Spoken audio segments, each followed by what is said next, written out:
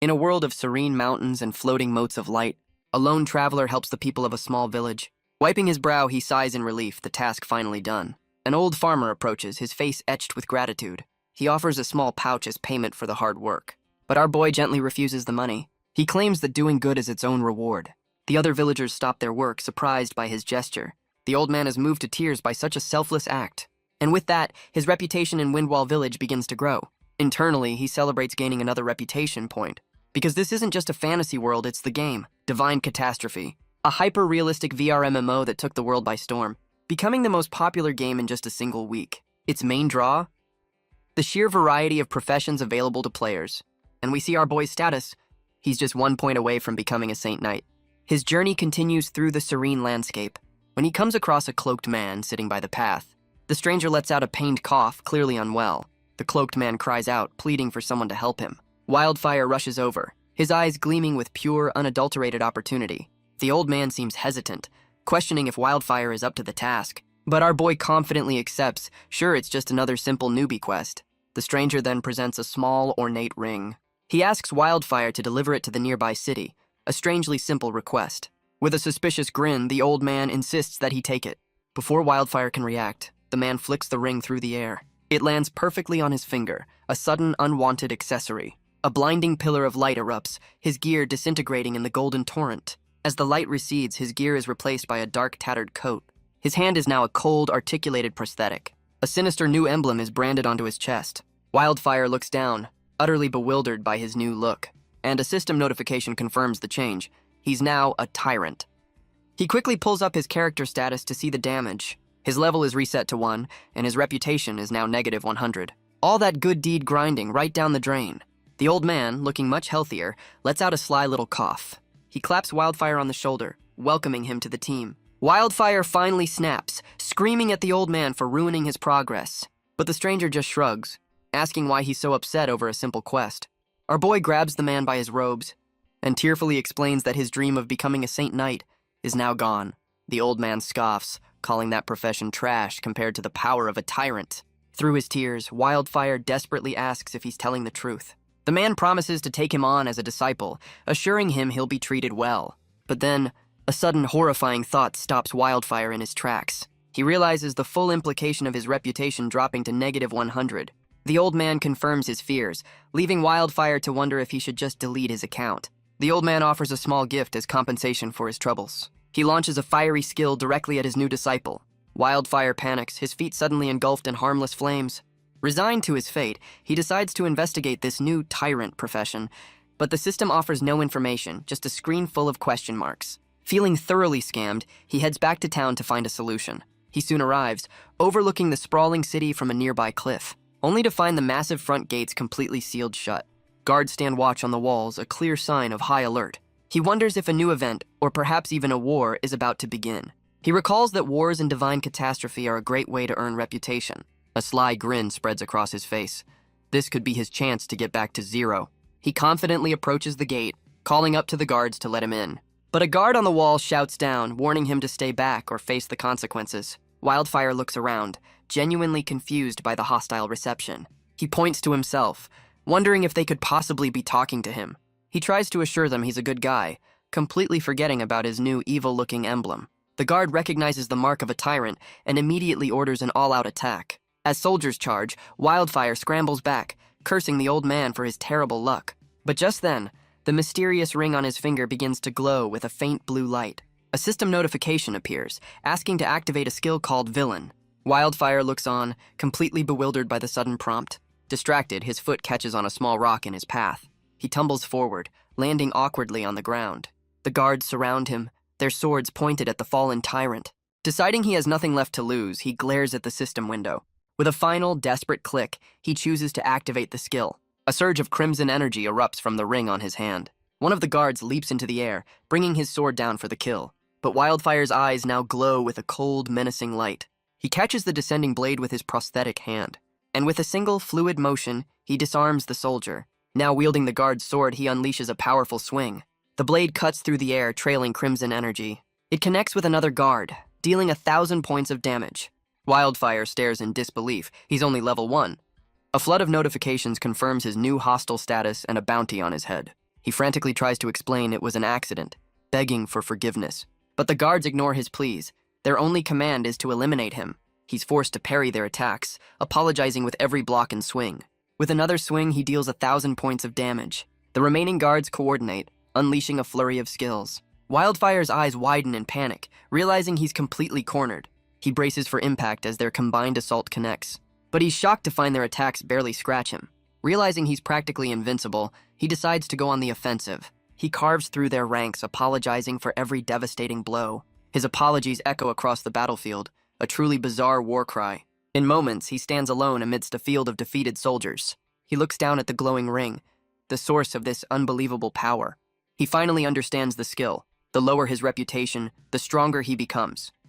Standing over the fallen guards, he realizes his luck might be turning around, but he sighs in frustration, knowing he's now barred from entering the city. A system tip explains the harsh 48-hour jail penalty for being defeated by NPCs. With no other choice, he decides to head for a place called Chaos City. But first, he checks the guards for loot, only to find worthless junk. Just then, a commander arrives on the scene, shocked by the carnage. He finds 2 large piles, one of equipment and one of the defeated soldiers. A soldier reports that a single adventurer was responsible for all of this. Enraged, the commander places a massive bounty on Wildfire's head, dead or alive. The commander vows to make the lone attacker understand that the rules of Walt City are not to be underestimated. Elsewhere, Wildfire discovers his new 200 gold bounty. He laments how far he's fallen from his Saint Knight dream. His only consolation is the powerful villain skill, though it has a cooldown of nearly an hour. As if things couldn't get worse, he's now starving. Apparently, hyper-realistic also applies to an empty stomach. Just as he's about to collapse, he spots a farmer in a field, and beyond him, a village that promises food and water. He finally reaches the village, a quaint and peaceful-looking place. But the welcome party is less than friendly, warning the tyrant to stay away. He tries to explain it's all a misunderstanding, but they just scream and run, leaving Wildfire alone in the suddenly empty street. He wonders why everyone instantly knows he's a tyrant. Then he finally spots the giant skull insignia on his coat. His train of thought is cut short by a powerful growl from his stomach. He decides he needs to find food and something to cover up his new brand. And just like that, his prayers are answered in the form of hanging sausages. With no one around, he wonders if it's really stealing if there's no one to see it. Unable to bear the hunger any longer, he gives in to his baser instincts. He helps himself to more food, as system notifications confirm his descent into petty crime. With his stomach finally full, he lets out a satisfied burp. His eyes then fall upon a simple cloak, the perfect disguise. Without a second thought, he snatches it from the line. He drapes it over his shoulders, confident this will solve his problems. But the system chimes in, docking yet another reputation point for his troubles. Just then, the sound of hurried footsteps fills the empty streets. The villagers have returned, shouting for everyone to check for missing items. And from a nearby rooftop, the first cry of theft is heard. The villagers gather, confused by the petty nature of the crime. But one confirms the tyrant's insignia, just as another discovers a note. It's a simple apology, explaining his hunger and promising to return. A promise that, to them, sounds more like a terrifying threat. Meanwhile, far from the now panicked village, Wildfire lets out a sudden sneeze, completely unaware of the fear he's caused. He smugly assumes they're praising his considerate gesture. What a clever boy. Thanks to the stolen supplies, he finally reaches his destination, Chaos City. He approaches the gate, a place teeming with all sorts of characters. Unlike the last city, this one seems far more welcoming under the night sky. He takes in the sights of Chaos City, a haven for the desperate and the dangerous. The forums called it a lawless zone, filled with vicious thugs. But seeing it firsthand, he realizes it's something more. He knows that to get information and supplies, a tavern is always the best bet. And so, he steps into the rowdy establishment, his hood pulled low. Taking a seat at the bar, he's greeted by the burly man in charge.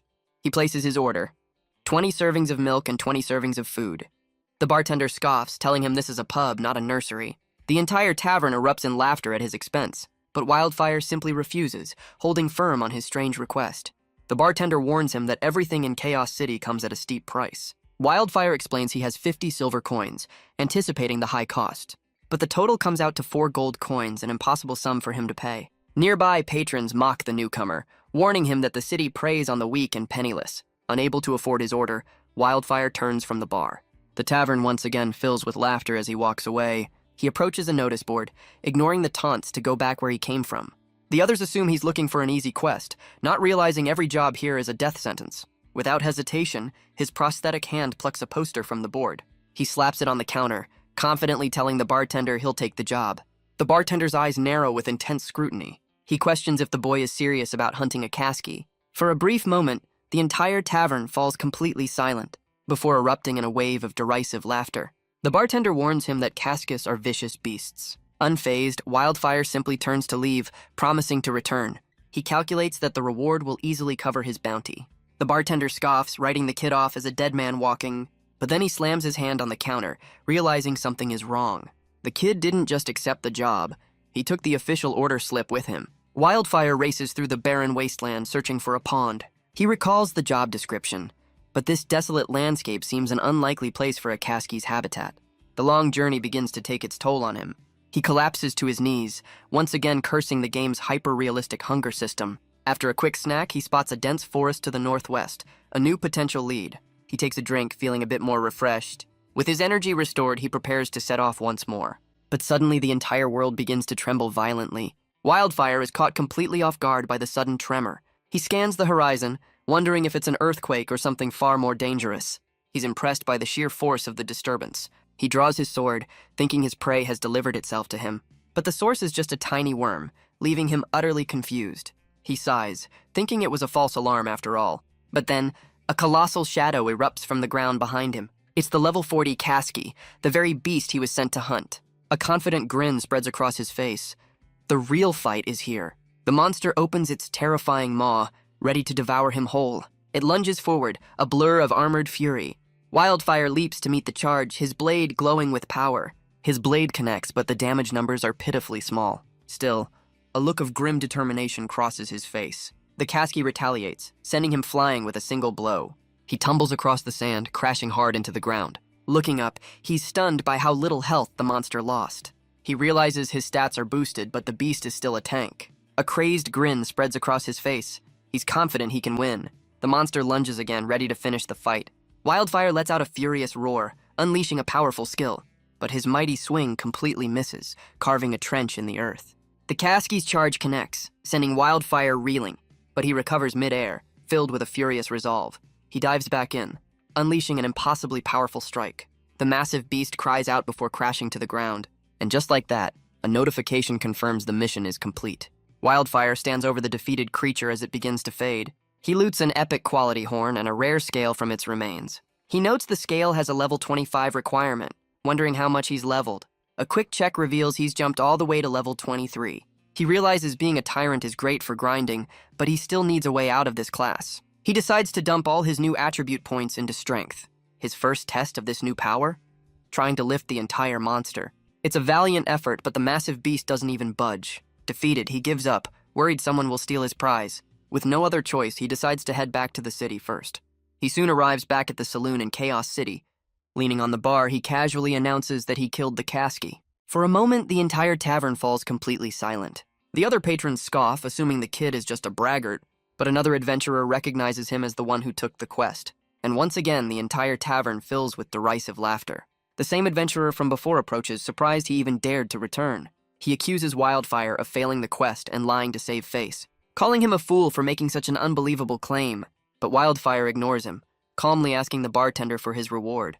The heckler grows furious, shouting that no one believes his story, but the bartender steps in, telling the man to back down. The adventurer scoffs but reluctantly steps away from the bar. The bartender turns to Wildfire, demanding to see the kasky's body as proof. He reveals the quest wasn't for justice, but for the beast's delicious meat. The bartender grabs him, insisting he won't pay without the corpse. Wildfire calmly explains the beast is too large to carry alone, but the bartender slams his fist on the counter, cutting him off. He accuses Wildfire of playing him for a fool with clumsy lies. The nearby adventurer identifies the man as Desperado Cars, a wanted man, but Wildfire remains completely unfazed by the threat. Cars adjusts his glasses, remarking on the boy's audacity. He unleashes a wave of pressure, his anger finally boiling over. Wildfire notes the oppressive aura, realizing how Cars controls the tavern. He simply repeats his offer to lead the man to the kasky's body. He tells Cars that whether he gets paid is now up for discussion.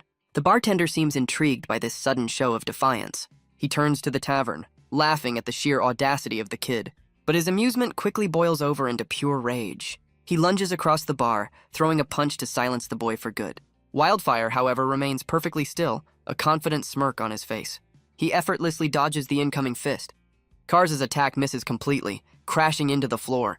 The bartender is shocked, realizing the kid is far faster than he appears. He powers up, roaring that the next punch will not be so easy to avoid. Wildfire draws his sword, deciding it's time to teach Cars a lesson. He smirks, promising not to go too far since he still needs to get paid. The crowd jeers, urging the bartender to crush this arrogant newcomer. But Cars' powerful punch stops just inches from Wildfire's face, because the tip of our boy's sword is now pressed against his chest. With a lightning-fast slash, he lands a clean strike on the bartender. He calmly asks if Cars is ready to reconsider their arrangement, or if he'd rather be the one paying for his own medical bills. Cars is stunned, finally realizing the sheer strength of his opponent. The crowd immediately turns on him, mocking the once-feared desperado. Cars roars, refusing to let his reputation be tarnished. He knows any sign of weakness will turn these wolves against him. He decides to try again, planning a feint to catch the boy off guard. But his fist connects squarely with Wildfire's face. Cars is stunned. The kid didn't even try to dodge the blow. Even at partial strength, the punch should have had some effect. Frustration turns to rage as he begins to power up. He lunges forward, promising this next attack will show no mercy. But Wildfire is feeling pretty good about his odds, what with the 33x stat boost. Cars unleashes his full power in a devastating punch. The resulting shockwave rips through the saloon, blasting out into the street. Inside, patrons and furniture are sent flying in every direction. The onlookers can only stare in terror at the sheer display of power. But at the center of it all, Wildfire has stopped the punch cold with his blade. He calmly calculates that the attack was, at best, a minor inconvenience. Cars collapses to the floor, utterly defeated, as Wildfire warns him to stay down. He raises his sword, claiming he might not be able to control his own strength. The entire tavern watches in stunned silence, their bravado completely gone. The heckler finally realizes that this kid might have actually killed the Kasky after all. With a final show of force, Wildfire slams his sword into the floorboards. He considers his next move, knowing he could easily end this. Deciding it's too much trouble, he threatens to finish the job. The bartender's bravado shatters, and he begs for his life. Wildfire is relieved, glad to avoid the hassle of butchering the beast. With the threat over, he sheathes his sword. He casually sits down, demanding his payment from the defeated man. Cars scrambles to agree, promising the money immediately. He quickly gathers a massive pile of gold, admitting he was too hasty. In the wrecked tavern, Cars begins to count out the reward. He hands over the final coins, confirming the payment is complete. Cars nervously asks if the amount is right, but Wildfire calmly calculates, pointing out he's still short. A cold sweat breaks out on the bartender's face. He scrambles away, promising to get the rest immediately. He throws open his personal safe, only to find he doesn't have a single coin left. Wildfire then casually asks if Cars remembers his first order. The bartender's mind goes blank, lost in a state of pure panic. So our boy reminds him, 20 servings of milk and food. An order Cars now rushes to fulfill without complaint. The other patrons whisper, wondering who this kid is that humbled the desperado. Cars returns, eagerly presenting the food he was ordered to prepare. 20 servings of bread and 20 servings of milk, just as requested. Wildfire accepts the provisions. His business here finally concluded. He turns and walks out of the wrecked saloon without another word. The remaining patrons let out a collective sigh, glad the terrifying newcomer is gone. But he pops back in, reminding Cars where to find the Kasky's body. And with a final wave, he disappears through the swinging doors. Cars considers his words, deciding to go and see the proof for himself. Just as the tension settles, the saloon doors burst open once more. A patron notices the sudden commotion outside. A white-haired adventurer enters, asking why the tavern is closed so early. The patrons jump, relieved it's her and not the kid who just wrecked the place. She explains she's just delivering the latest bounty information. Cars overhears the news, suddenly reconsidering his career choices. The saloon doors swing shut, sealing the tense atmosphere inside. One of the patrons asks her to repeat what she just said. He clarifies, wanting to hear the part about the bounty again. Confused, she repeats the details of the weak-looking kid worth 213 gold. Cars' eyes narrow, asking if this kid happened to be wearing a black trench coat. The adventurer holds up a bounty poster, confirming she's talking about Wildfire. Cars realizes the kid's bounty is double his own, finally understanding his defeat. The white-haired girl seems intrigued that Cars has already met her target. She tries to rally the tavern, offering a cut of the reward for his location. But a patron warns her off, explaining that Cars was just humbled by that very kid. Her expression shifts from opportunistic to genuinely curious. Cars warns her to watch her tone, as she notes he's injured but alive. She deduces Wildfire held back and asks Cars where he went. The other patrons are already toasting to her memory. Elsewhere, a sigh escapes from someone near a large, stately building. Wildfire wanders the city, unable to find a single blacksmith. He has the money to clear his bounty, but there's a catch. He'd have to survive the city guards without his powerful skill. So before anything else, he decides he needs to prepare. His first priority is turning the epic Kasky horn into a weapon. Just then, a young man approaches, asking what he's looking for. Wildfire explains his search for a local smithy. The stranger claims to be the best blacksmith in the entire city. Wildfire eyes him skeptically, doubting his profession. The man explains he only wears his work clothes on the job. Wildfire considers the explanation and reluctantly accepts it. The young man grabs his arm, eager to lead him away to discuss the details. Our boy remains suspicious, but with his villain skill ready, he's not afraid of any tricks. As they walk down a narrow alley, he confirms that he wants a weapon crafted. The supposed blacksmith asks if he has the materials for the job. Wildfire presents the epic Kasky horn, but the smith's reaction is one of pure astonishment. His eyes gleam as he promises to forge the best weapon possible with such a valuable item. But a voice cuts in, warning Wildfire not to trust him. The blacksmith, Brian, whirls around, angrily telling the woman to stay out of his business. She calmly calls him out, reminding him of his well-earned reputation as a liar and a cheat. Brian angrily demands to know why she's interfering with his business. She calmly promises that his scams won't be repeated. She then shoves Wildfire's bounty poster in his face, warning him to back off. The terrified blacksmith scrambles away without a second thought. Wildfire turns to his mysterious savior, questioning her motives. She introduces herself as Vicky, an information merchant. She boasts about her network, claiming to know all the world's secrets. As for why she helped, she sees a potential partnership with the infamous Wildfire. To prove her sincerity, she offers to take him to a truly legendary blacksmith. She extends her hand, waiting for him to accept her deal. Wildfire accepts the deal but warns her against any tricks. As they travel, he questions their remote destination. Vicky casually asks if he truly defeated the Kasky. He confirms it with a nonchalant shrug. Her eyes widen, realizing his power is genuine. She suddenly stops in her tracks. Pointing to a distant city, she hypes up the legendary blacksmith. But Wildfire knows his reputation will get him attacked on sight. Vicky smirks, revealing she has a secret way in, a way that leads them through the city's dark and grimy sewers. Wildfire pinches his nose, enduring the foul stench of the sewers. Vicky explains that the city guards refuse to patrol such a disgusting place. It's a convenient, if unpleasant, travel route for those who need to stay hidden. But Wildfire notes the grim reality of the city's underbelly. Vicky assures him they're almost at their destination. As they climb a ladder to the surface, she warns him to be careful. He resolves to be more wary of NPCs, while Vicky tells him to keep his eyes to himself. They emerge from the darkness and leap across the city's rooftops. Soon they arrive at a large building, and Vicky calls out for a Mr. Timothy. Wildfire eyes the ordinary-looking shop, doubting this is the home of a legendary blacksmith. The heavy wooden door slowly swings open. A tired-looking man with gray, spiky hair peeks out, asking who's there. Vicky cheerfully announces her arrival, with Wildfire standing silently beside her. The man recognizes her, remarking that it's been a long time. She introduces him as Mr. Timothy, her father's friend and the world's best blacksmith. Wildfire is still doubtful, but Vicky introduces him as her new friend. She explains that he's in a bit of trouble and needs a weapon forged.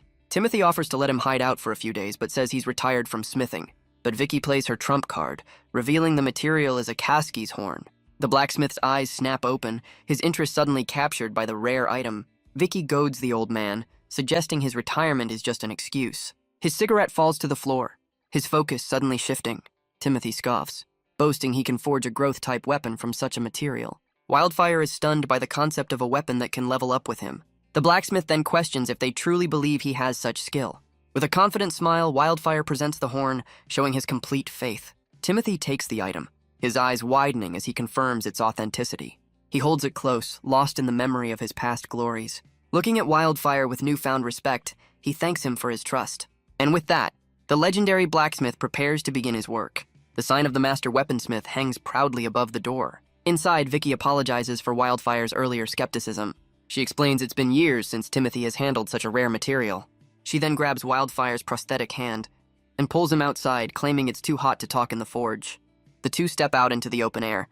Vicky begins to recount Timothy's legendary past, leaving Wildfire stunned by the old man's hidden history. Her eyes gleam with conviction as she speaks. She places a hand on his shoulder, assuring him he's in good hands. But his thoughts are cut short as Vicky steps on his foot. She pulls him close, urging him to keep quiet.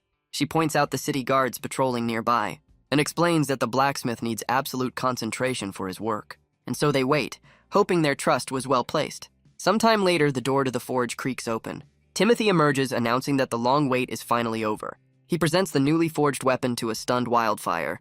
A system notification confirms it, a growth-type weapon called Killing Horn.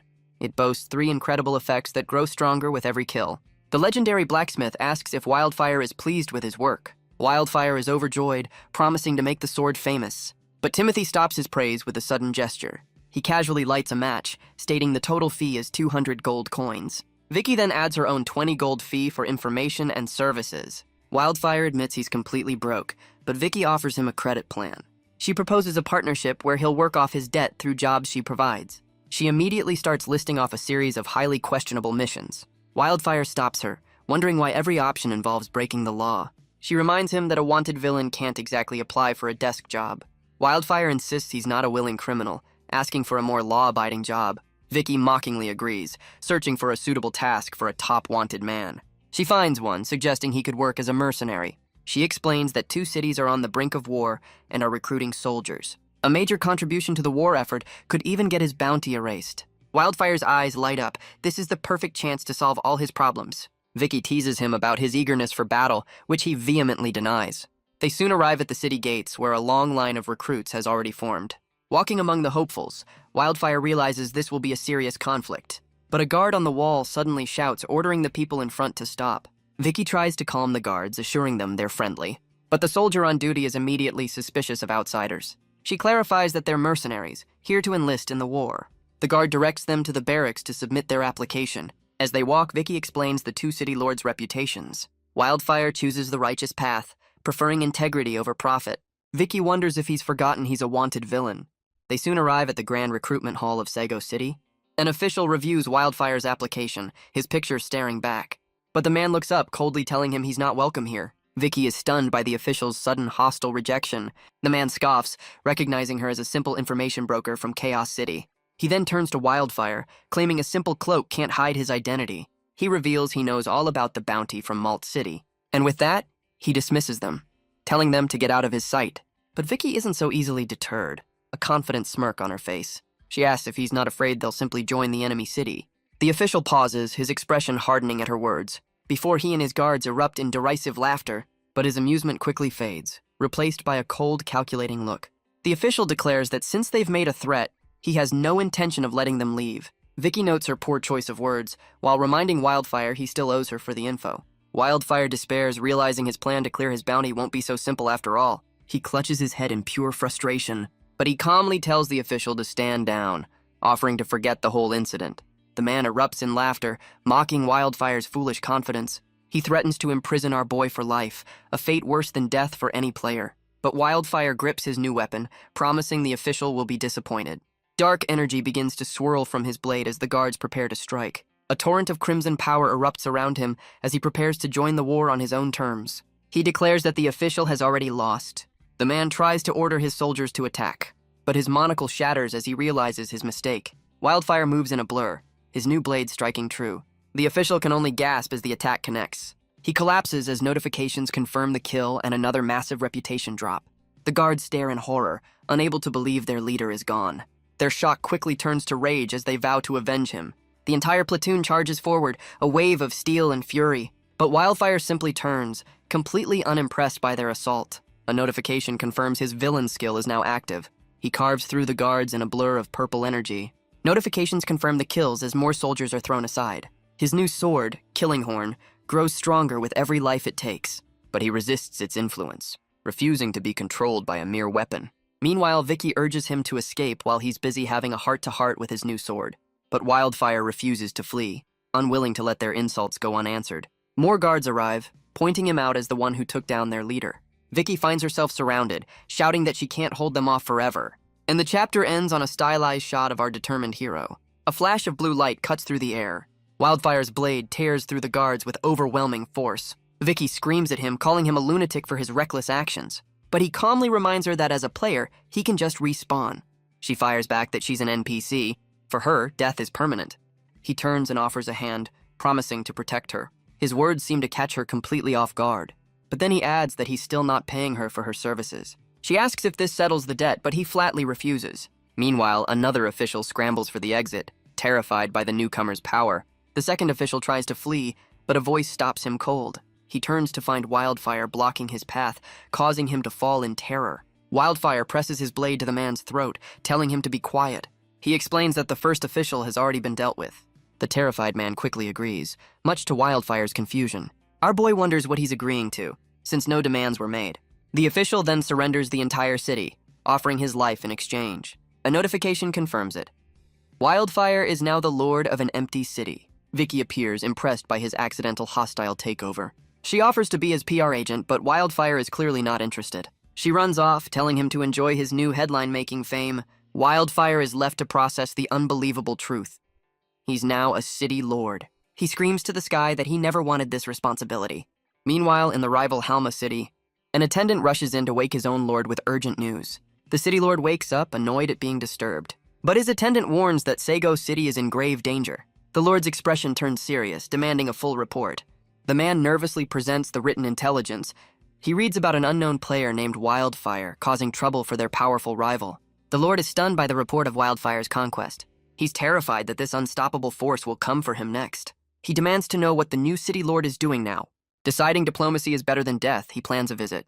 Back in Chaos City, Kars reads the same news with a grim look. He worries that the kid they all mocked might come back for revenge. Rumors fly about the takeover, a lesson in picking your battles. A heavy silence hangs in the air, the news spreading like wildfire. Other players are outraged, their own progress seeming insignificant. One even tried to replicate the feat, only to fail spectacularly. And among the players, his legend is already taking root.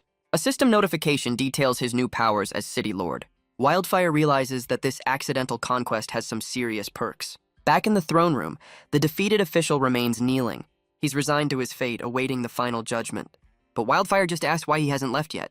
The official is stunned, convinced this is some kind of cruel trick. Just then, the grand doors to the hall are thrown open. As Wildfire wonders about the noise, the official braces for his execution. But our boy just grins, announcing that the players are coming. Wildfire looks down from his new balcony, amazed by the sea of players below. But the adventurers are already getting restless, complaining about the empty city. Vicky points out their disrespect, wondering if they know who's in charge now. She explains this was her doing, a bit of publicity to bring in new business. Wildfire sighs, realizing this fame only complicates his goal of clearing his name. Vicky reminds him she told him to run, but admits that's in the past. Down below, the crowd's complaints grow louder, calling the whole thing a scam. He realizes he needs to make a show of force to earn their respect. Otherwise, his new city won't earn a single coin. He suddenly moves, and Vicky asks what he's planning to do. He leaps from the balcony, ignoring Vicky's frantic cries, and lands with enough force to send a shockwave through the crowd. The players are thrown into confusion, coughing in the sudden dust cloud. As the smoke clears, they see a lone figure standing in the center. He plants his feet firmly on the ground and gestures to the stunned onlookers. He proudly announces that he, Wildfire, is the new lord of this city. The crowd murmurs, some impressed by his looks, others clearly skeptical. One large adventurer steps forward, unimpressed by the grand entrance. Wildfire simply smirks, asking what the man thinks of him now. The man accuses him of looking weak and using tricks to seize power. Onlookers identify the challenger as Irritable Skin, a top player from Chaos City. He's a high-level warrior, far stronger than most players at this stage. He plants his weapon down, questioning if Wildfire is worthy of his new title. With a furious roar, he leaps forward to attack. His eyes gleam with greed, already imagining himself on the throne. But Wildfire simply raises his sword, a calm smile on his face. The resulting impact sends a massive shockwave through the crowd, and the entire square is engulfed in a cloud of dust and smoke. A nearby player stares in shock, wondering if the fight is already over. The crowd is stunned.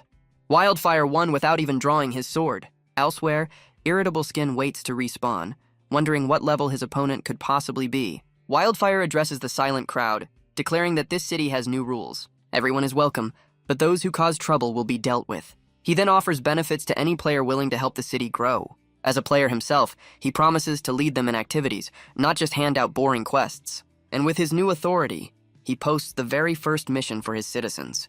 The task is simple: help clean up the ruined streets of Sago City. A quest window appears, offering a repeatable reward for their efforts. The players are instantly energized, excited by the prospect of easy money. The players scramble to clean, eager for the easy reward. Wildfire watches them work, a satisfied smirk on his face. Vicky claps, impressed by his surprisingly effective leadership. He brushes off her praise, but she quickly points out new arrivals. A notification confirms it. A delegation from Halma City has arrived. Their attendant looks around the empty entrance, finding it strangely quiet.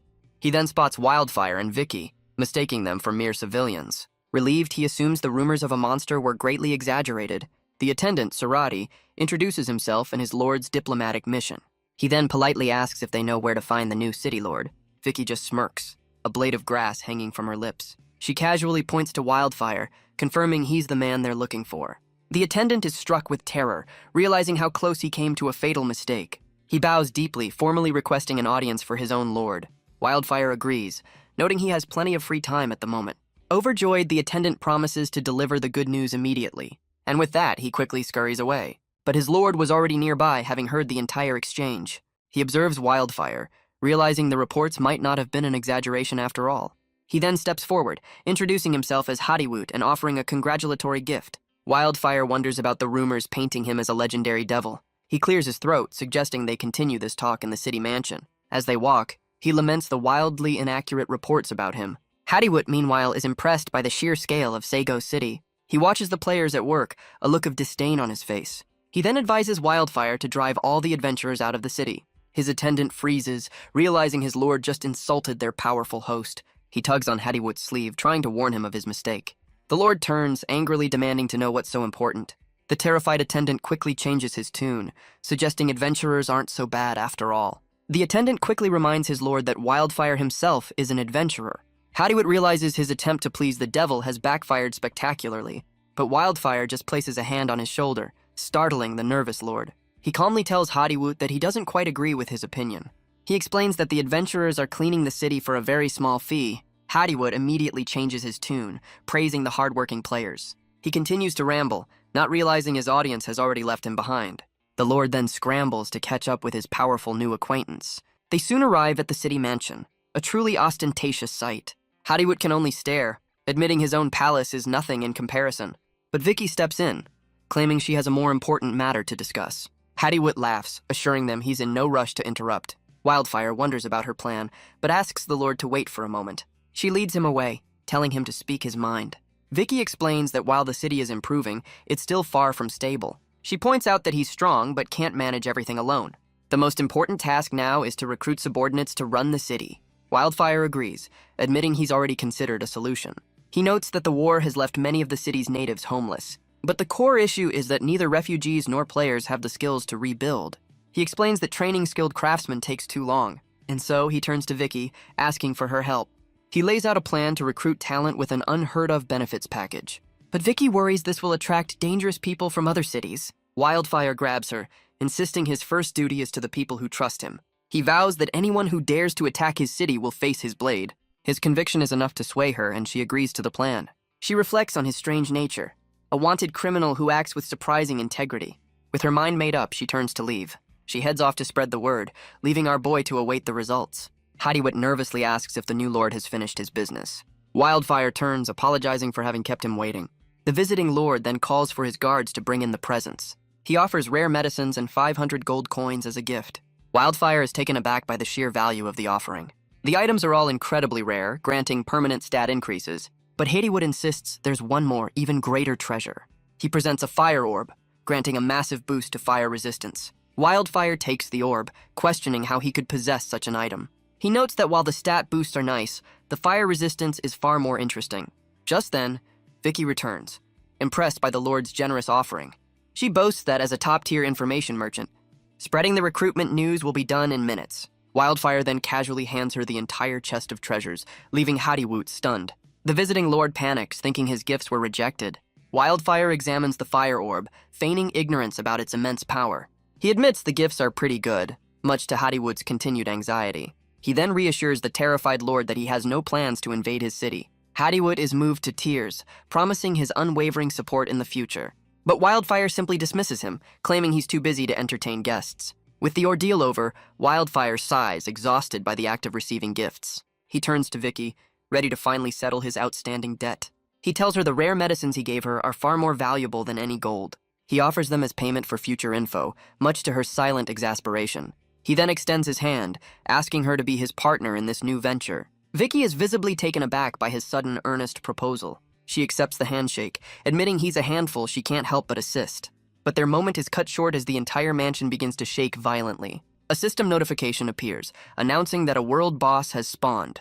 Wildfire's eyes light up, eager to investigate this new, epic opportunity. He and Vicky immediately race out of the mansion, heading for the source. In the distance, a massive pillar of blue energy erupts over the forest, It's a colossal giant, wreathed in ethereal blue flames. Other players can only stare in terror at the new arrival. It smashes through the city walls with a single devastating blow. The creature strides forward, its path one of pure destruction. Its glowing eyes scan the city it's about to annihilate. The citizens flee in panic as the monster begins its rampage. A system notification confirms the worst. A nearby city has already fallen. And now, the colossal beast sets its sights on its next target. Wildfire stares in disbelief, a city wiped out in mere minutes. The system identifies the beast as a level 100 flame giant, its stats a complete mystery. Vicky asks for a plan, but Wildfire admits he's completely out of his depth. She then remembers that players can just respawn, so who cares about an evacuation? Down below, the adventurers charge forward with a reckless disregard for their own lives. Among them is the server's top player, /A Street, his eyes set on the epic loot. He leaps from the crumbling wall, ready to take on the colossal beast alone. His blade connects, but the damage is barely a scratch on the monster. The flame giant casually swats his attack aside without even a second glance. /A Street is stunned, unable to believe his server-best attack power was so useless. But just then, a bolt of golden lightning streaks through the air. It slams directly into the flame giant's chest, engulfing the massive beast in a brilliant flash of energy. The attack comes from the server's number 2 player, Sword Under the Moon. She follows up with a volley of glowing blades, but even her powerful assault barely scratches the monster's hide. Seeing their chance, the other players decide to join the fray. They swarm the giant, unleashing a flurry of their own attacks, but its health bar remains stubbornly fixed at 99%.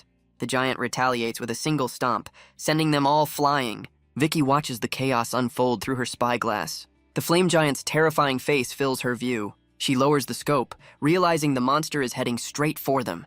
Wildfire tells her to organize an evacuation, but she asks what he plans to do. He calmly declares that he's going to kill it. Down below, the players are in a full-blown panic, desperate to escape.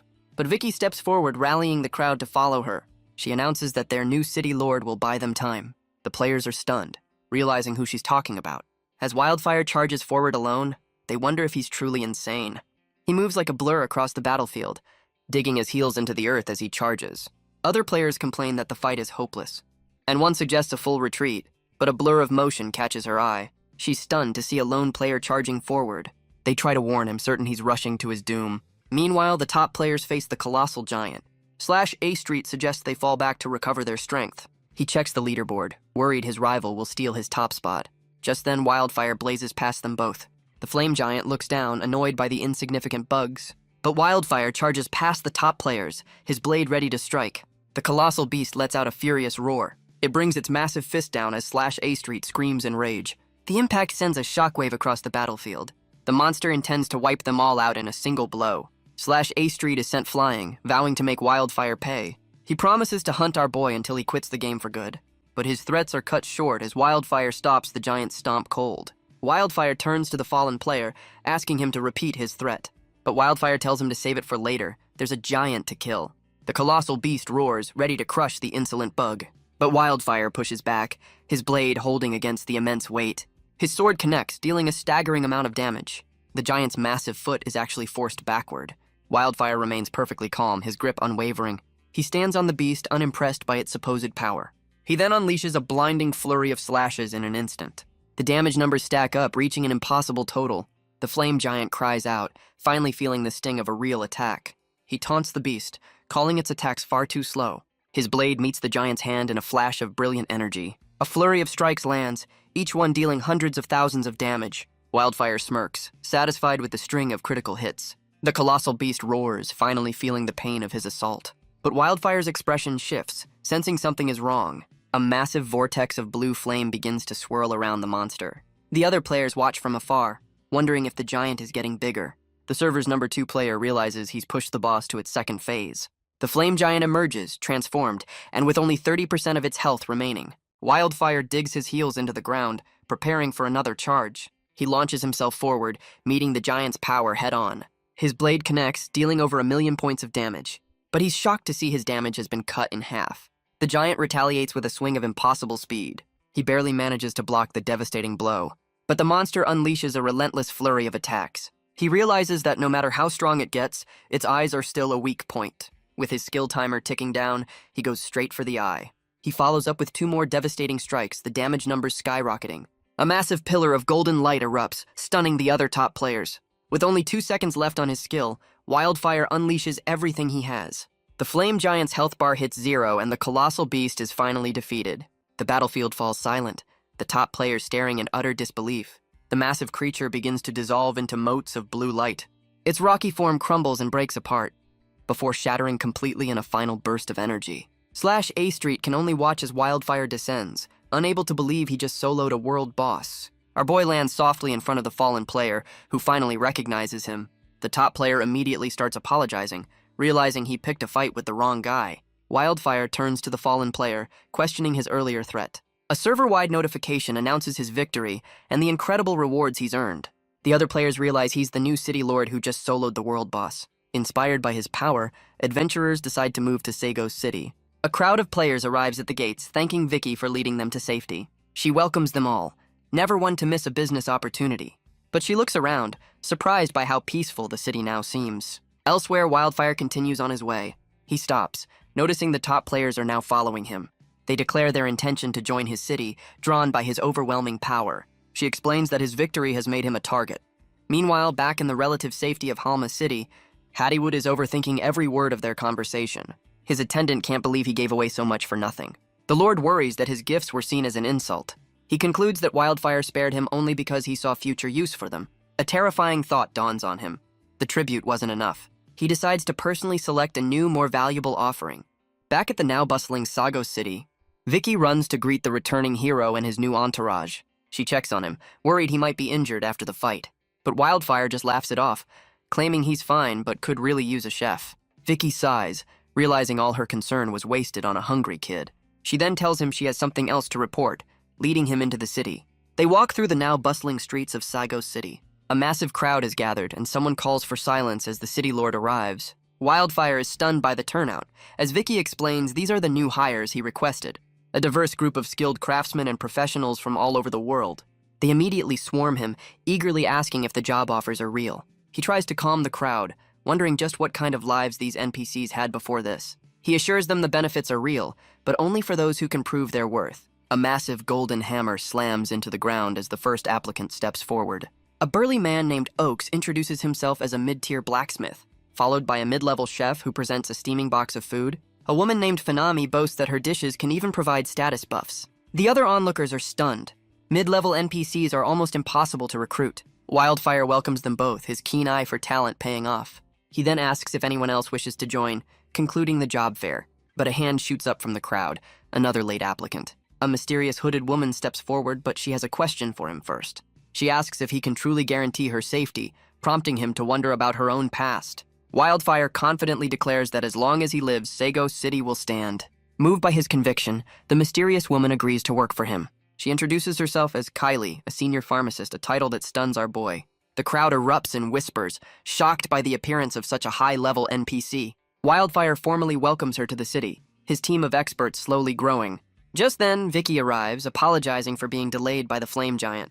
She's followed by a man named Savvy, who eagerly introduces himself as an experienced auctioneer. Vicky confirms his identity, but warns that he has a reputation for changing jobs. But Wildfire sees an opportunity and formally invites the man to join his city.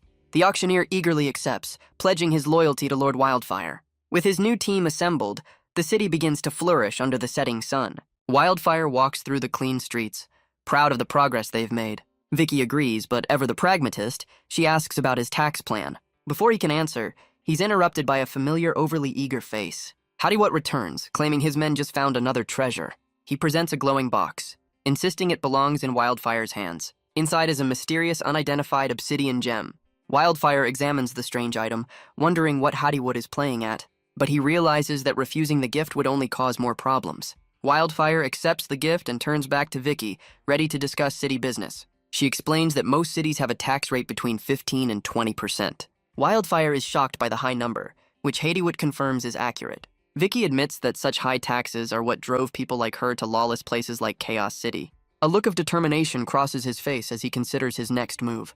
Elsewhere, a golden token is presented at a counter. A blonde adventurer sighs, frustrated by her unfortunate in-game name. She considers a high-level strength potion, a key item for a difficult quest. The shopkeeper thanks her for the purchase, using her full, embarrassing title. She requests 2 bottles of the advanced potion from the clerk. She knows the Land of Chaos dungeon requires a flawless solo run. But her train of thought is suddenly derailed by an incredible aroma. She turns, wondering what could possibly smell so good. The source is a nearby stall selling freshly baked buns. She's shocked to find the food also provides a temporary strength buff. She quickly orders 2 servings from the cheerful vendor. With her supplies fully restocked, she heads for the dungeon with renewed hope. She soon arrives at the entrance of the dark, foreboding labyrinth. Inside, she's immediately set upon by a horde of grotesque monsters. But she meets their charge with a powerful swing of her massive blade. She notes that the food buff has made this familiar dungeon run much easier. But her focus sharpens, knowing the true test is still ahead. A new horde of monsters appears, and she declares the real fight has begun. She carves through them with practiced ease, a whirlwind of steel and fury. Her feet land softly on the stone floor, the last of the minions defeated. She's surprised by her own efficiency, clearing the wave in record time. Now only the final boss stands between her and victory. She drinks her strength potion, preparing for the final confrontation. With a determined push, she opens the doors to the boss's chamber, and is greeted by a massive winged demon, the master of this dungeon. The demon lunges forward, its claws ready to tear her apart. But she meets its charge with a powerful slash of her own. She's stunned by the sheer amount of damage she's dealing. She plants her feet, a sudden realization dawning on her. The buffs from the food and potion have stacked, an unheard of effect. As the demon prepares another attack, she wonders if this is the power of advanced potions. With her blade glowing, she prepares to show the beast who's really in charge. A server-wide notification confirms her victory and her truly unfortunate player name. The news of her success quickly spreads to a tavern in Malt City, where other players praise her strategy guide for helping them clear the dungeon's pre-quests. They realize the key to her success was the mid-level food and high-grade potions, and a sudden thought strikes one of the players like a bolt of lightning. He rushes out of the tavern as the others scramble to follow, desperate for the same advantage. Meanwhile, in the Lord's mansion of Rawson City, a serious meeting is underway. An old lord explains that Wildfire's rise has caused a mass exodus of talent from their own cities. One of the other lords confirms that his city's economy has been hit hard by the shift. The other asks if their host, Lord Karest, has a solution to this growing problem. Karast's solution is simple and direct. Attack Sago City and eliminate Wildfire for good. But the others are hesitant, recalling the terrifying rumors of Wildfire's overwhelming power. Lord Karast simply lets out a low, sinister chuckle, completely confident in his plan. He explains his purpose for calling this meeting, to unite their forces.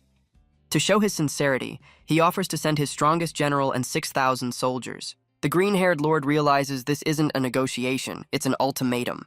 The other 2 lords reluctantly agree to send 2,000 soldiers each. Karast dismisses Wildfire as a threat, placing the entire operation under his general's command. With no objections, the order is given to mobilize their armies immediately.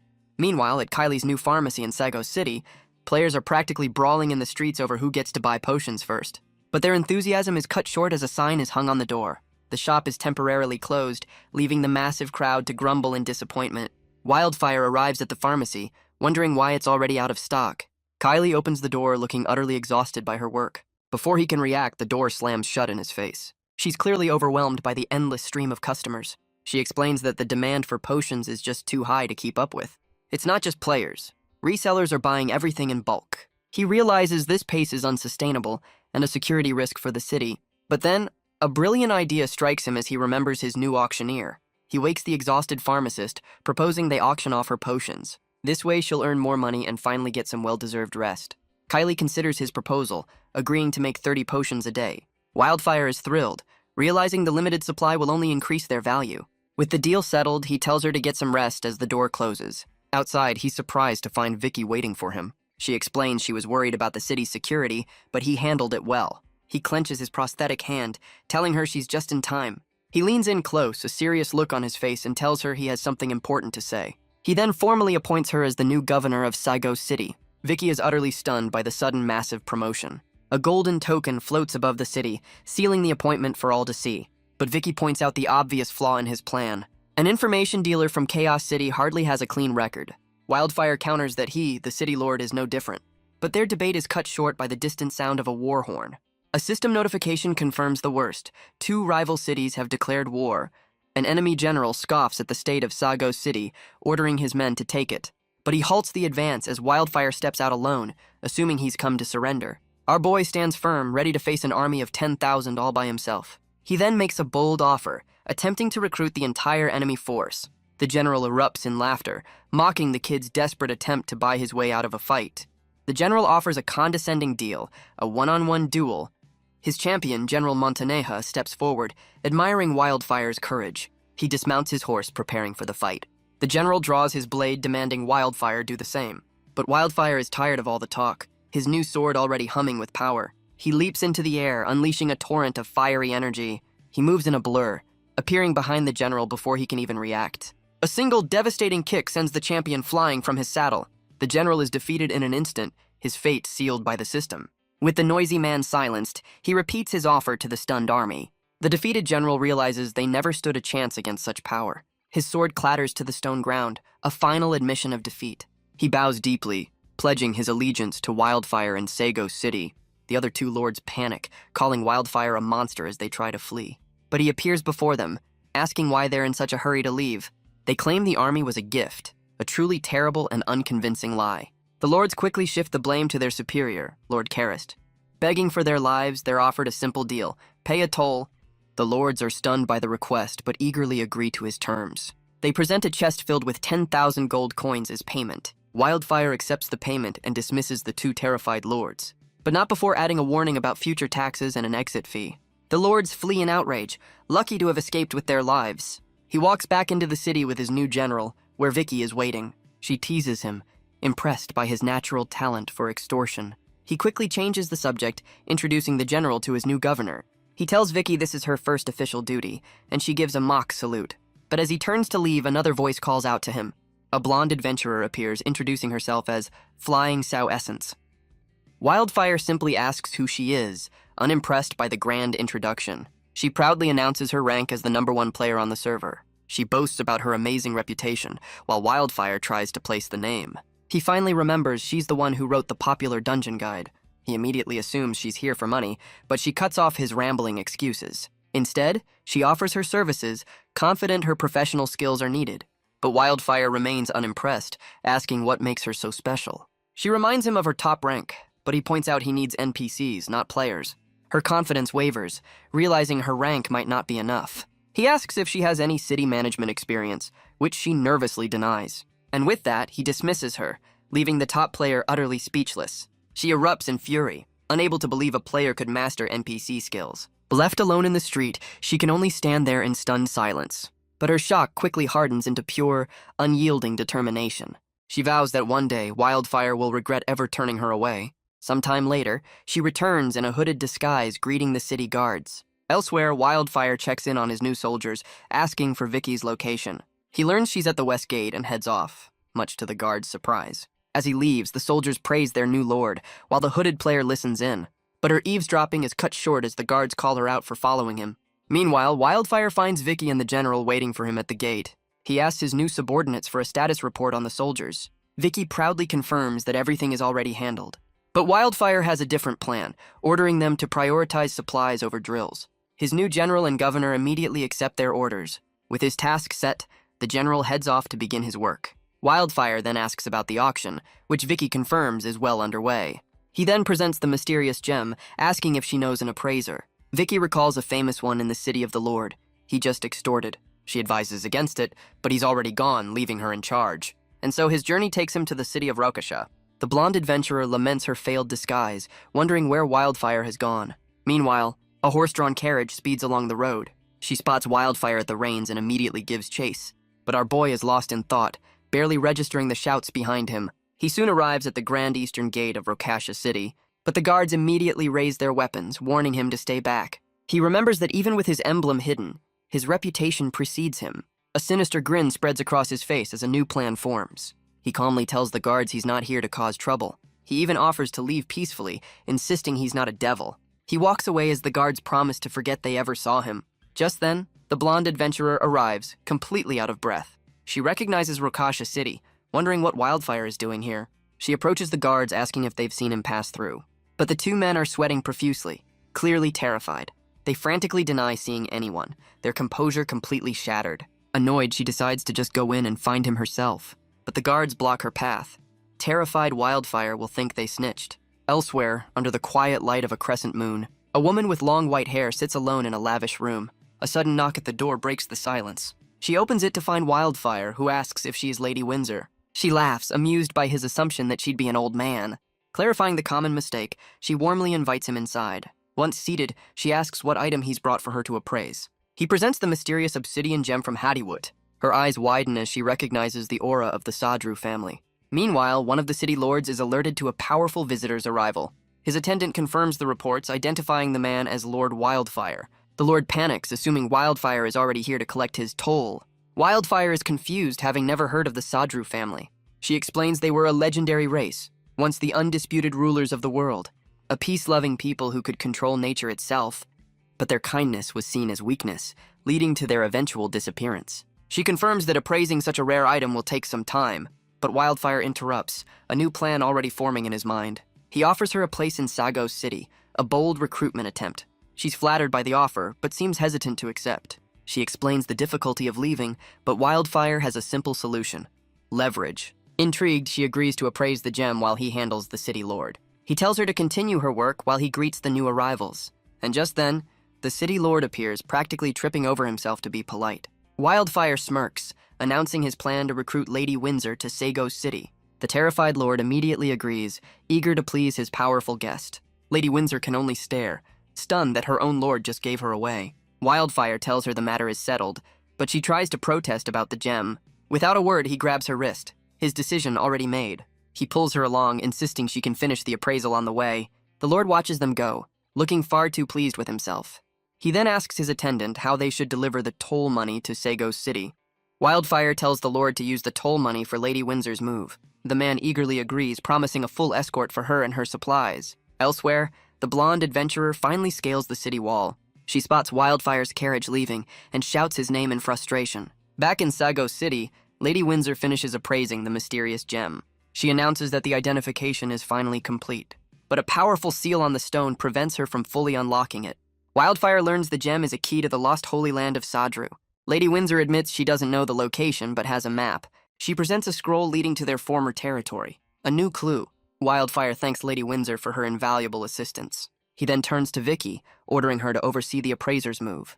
With the city in capable hands, he decides to investigate the map's location.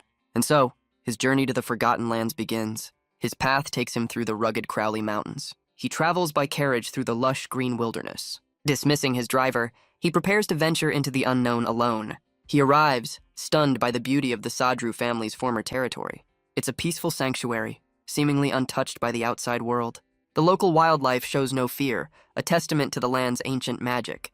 But he wonders where in this vast land the Holy Land could be. Just then, the obsidian gem in his hand begins to glow with a brilliant light. Elsewhere, the blonde adventurer curses her luck as a pillar of light erupts nearby. She rushes over only to find that Wildfire has vanished completely. Our boy, meanwhile, is falling through a strange, ethereal space. He lands in a massive cavern filled with glowing blue crystals. A single drop of shimmering liquid falls onto his cheek. It looks almost like a tear from the cave itself. He sits up, utterly bewildered by his new, mysterious surroundings. His first instinct is to check the system, wondering how long he's been out. But he quickly realizes something is terribly wrong. His player system is completely unresponsive. He considers logging out, but hesitates, knowing this might be a one-time opportunity. Deciding to risk it, he ventures deeper into the mysterious cavern. He draws his sword, glad it's not stuck in some inaccessible inventory. With his weapon in hand, he follows the only path forward. But a sudden pulse of energy from his blade stops him in his tracks. He looks down at the gem, connecting the dots to his arrival. But his train of thought is cut short as he walks face first into an invisible barrier. He stumbles back, rubbing his head and wondering what just happened. He looks up to find a massive, ornate door blocking his path. Upon closer inspection, he notices a strange leaf-shaped groove in the center. The glowing gem in his hand seems to be the obvious key. He places the stone into the slot, and it erupts with brilliant light. The heavy doors swing open as a voice welcomes him to the Holy Land. Inside, a ghostly figure explains it has been waiting to test him for the power of its ancestors. Wildfire wonders if this is just a pre-recorded message, intrigued by the mention of a trial. He cautiously steps forward, approaching the floating entity. The masked spirit asks if he is ready to begin the first round. Our boy agrees, though he casually calls it an experiment, earning a silent correction. The spirit commends his bravery, its form crackling with energy. It explains the trial. Defeat a mental clone of the legendary Shadow Leopard. Wildfire activates his villain skill, ready to face the beast head-on. The creature digs its claws into the stone floor and lunges forward in a blur of shadowy fury. But Wildfire meets the attack with a single, effortless block. The masked spirit lets out a gasp of genuine surprise. Wildfire turns, realizing the entity isn't just a recording. He asks if it just spoke, but the spirit tries to move on to the next trial. Our boy calls it out for the act, but the spirit simply announces the second round has begun. Wildfire protests, claiming he wasn't ready for the next round. But the spirit introduces his new opponent, a legendary bird, an ancient ally of the Sadru. Before he can even process the information, the trial is already underway. A powerful gust of wind sends him flying backward. He realizes the beast controls the air, making a close-range fight impossible. With a new plan in mind, he grips his sword tightly. He unleashes a massive wave of dark energy from his blade.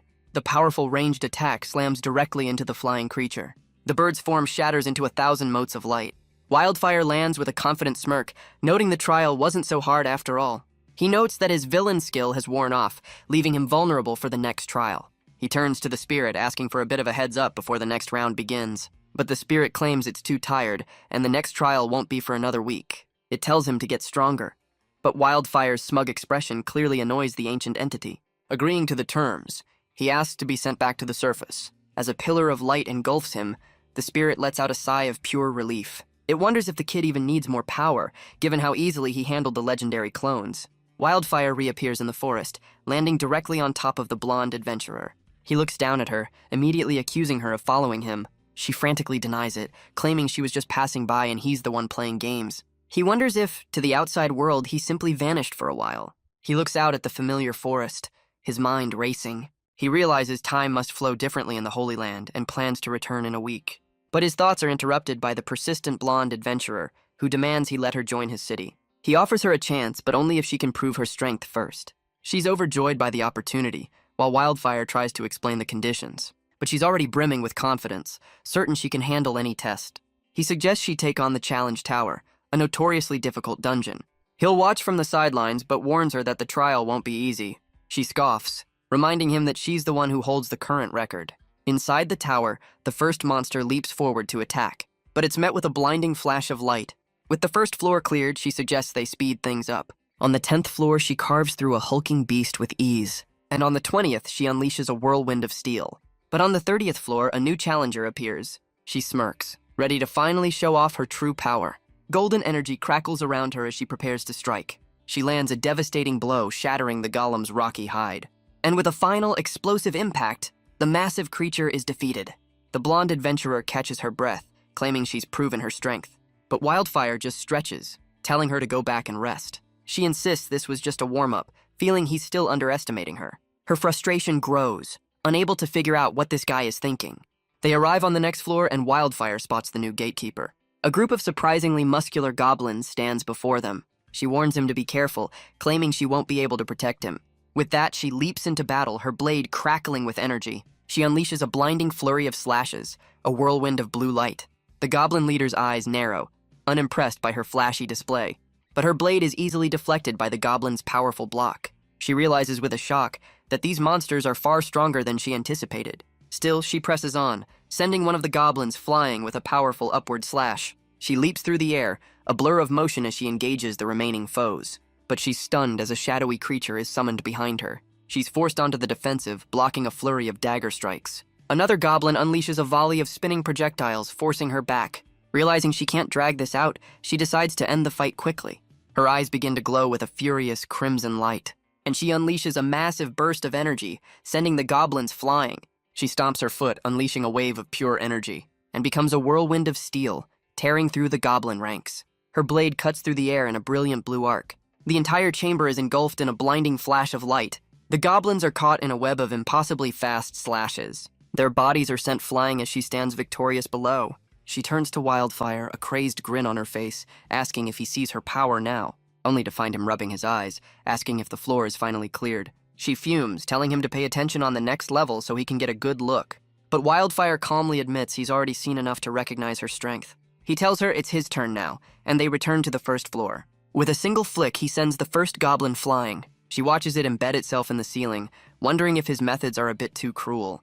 On the 10th floor, he carves through the gatekeeper with ease. And on the 20th, he leaves a trail of defeated monsters in his wake. He shatters the 30th floor golem without even drawing his sword. The blonde adventurer realizes the monsters are now scaled to his level, and his earlier act was just to mess with her. A new group of powerful goblins appears, and she prepares for a real fight. But Wildfire finally draws his weapon, deciding it's time to get serious. He unleashes a powerful swing, complaining about the over-the-top enemy designs. The blonde adventurer can only stare in disbelief, refusing to accept what she just saw. She scrambles to her feet, shouting for him to wait up. On the next floor, she realizes he didn't even use a skill to clear the last wave. She tries to rationalize it, convinced the difficulty must be scaled down because he's the party leader. But on the next floor, he's already defeated the boss before she even had a chance to see it. Her entire understanding of the game is being rewritten by this one player. She finally realizes it's not a bug. He's just so fast that the monsters are gone before they can even render. Her own hard-earned record now seems pathetic, as she's forced to admit his strength is on another level. A new challenge appears, a pack of vicious shadow panthers. She tries to warn him about their speed, but Wildfire just looks ready for a snack. He recalls the obsidian gem, eager to test its ancestral power. He shouts a strange command phrase at the beasts. And just like that, the panthers are completely tamed, leaving the adventurer stunned. He then casually invites her to pick one and ride it up the tower. And so they set off, one with glee, the other with pure embarrassment. On the 42nd floor, she identifies the new enemies as powerful, wind-controlling birds. But Wildfire just repeats his strange command, taming them as well. She realizes her serious warnings were completely unnecessary. The 43rd floor presents a new challenge, a trio of powerful elemental spirits, who are, of course, immediately turned into his new best friends. He then orders his new pets to attack the elemental spirits. The tamed beasts lunge forward, a coordinated wave of fury. The blonde adventurer is stunned by their impossible teamwork. Wildfire simply smiles, enjoying her complete and utter confusion. He realizes that with his stats, an army of tamed beasts would be invincible. With the floor cleared, he casually suggests they continue their climb. As they ride, she finally asks about his many secrets. He brushes off her questions, promising to show her more in the future. They soon arrive on the 50th floor, greeted by a massive bolt of lightning. The boss appears, a level 59 Thunderlord who seems surprised to see them. The blonde adventurer is stunned, realizing this is the legendary Lord of Thunder. The boss scoffs at the tamed beasts, calling them traitors to their true master. Crackling with power, he asks if Wildfire truly believes he can win. The adventurer warns him not to be reckless, suggesting he let his pets handle the fight. But Wildfire simply tells her to stay back and watch him work. The Thunderlord roars, promising to punish the boy for his arrogance. Wildfire just stands there, completely unimpressed by the light show. The boss repeats his threat, his voice filled with contempt for the human. He raises his hands, gathering a massive amount of electrical energy, and unleashes a powerful blast of lightning directly at Wildfire. The Thunderlord unleashes a torrent of golden lightning, screaming for his opponent to die. But Wildfire stands completely unfazed, the energy crackling harmlessly around him. He even floats slightly off the ground, a testament to his overwhelming power. The boss is stunned, wondering why his attack had no effect. Wildfire simply feigns ignorance, asking what shield the boss is talking about. Enraged, the Thunderlord vows to use his strongest move to send the boy to his doom. The blonde adventurer shouts for Wildfire to retreat if the fight is too much. But her words fall on deaf ears as she realizes he's not even listening. Because Wildfire has already moved, landing a devastating punch on the boss's face. The Thunderlord's head hits the floor, defeated by a single casual blow. Wildfire calmly asks the defeated boss what he can do for him. The Thunderlord is still in shock, unable to understand why his attacks failed. Wildfire notes that his punch did do a tiny bit of damage, but not enough for the system to display. As a sign of respect, he offers to make the boss's end a little less painful. The Thunderlord's bravado shatters, and he immediately begs for his life, much to Wildfire's confusion. He offers to serve Wildfire just like the other beasts he tamed. But Wildfire explains that unlike the beasts, he simply doesn't trust the Thunderlord. The boss realizes he has one last option, and Wildfire asks what it is. He offers to dedicate the legendary Thunderstone to him, promising to retrieve it later. Wildfire considers the offer, wishing Vicky was here to tell him what a Thunderstone is actually worth. The Thunderlord explains that his power has been passed on, so there's no need to continue. Wildfire agrees to stop for the day, offering to take the exhausted adventurer back to the city. But just as the Thunderlord begins to fade, a new presence appears. A sinister voice calls out to him, and the Thunderlord recognizes it immediately. A swirling portal of blue energy opens on the floor. The new entity questions why he's trading with humans in its territory. The Thunderlord can only stare in terror, identifying the newcomer as Lord Death. A hooded figure emerges, reminding the Thunderlord of his promise to serve in the tower. He recalls the deal.